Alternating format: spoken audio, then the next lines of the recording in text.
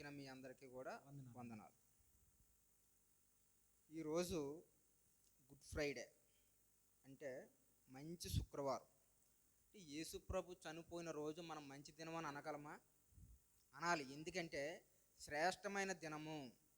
శ్రేష్టమైన దినం అని ఎందుకన్నారంటే, ఏ పాపం చేయనివాడు కనుక ఆయన మన కోసం చనిపోయాడు.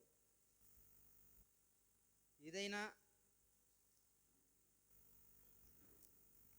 కొంతమంది ఎవరన్నా చనిపోతే మనము ఆ ఏరియాకి వెళ్ళడానికే మనం భయపడతాం.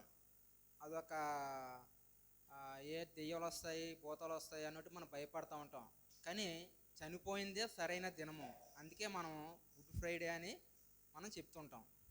అసలు యేసు ప్రభు వారు ఈ లోకానికి ఎందుకు వచ్చారు, దేనికోసం వచ్చారు అంటే, మనం పాపం చేసి ఉన్నాం కనుక, మనం పిండముగా రూపింపక మునిపే తల్లి గర్భంలోనే మనం పాపమై ఉన్నాం కనుక, ఈ పాపాన్ని రూపుమాపడానికి, అలాగే మన రక్షణకు ఇవ్వడానికి, యేసుతో పాటు మన పరలోకాన్ని చేరటానికి, అందువల్ల యేసుప్రభు వారు మానవ స్వరూపే ఈ లోకానికి వచ్చి ఉన్నారు.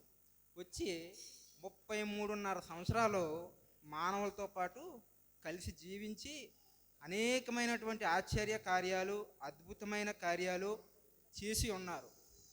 అది కొంతమంది అయితే యేసుప్రభువుని నమ్మి ఆయన వెనకాతలు తిరిగి ఆయన యొక్క బోధలు విని ఆయనకి శిష్యులుగా కొంతమంది ఉన్నారు, ఆయన కొలిచేవారుగా చాలామంది ఉన్నారు. కానీ ఆయన దూషించే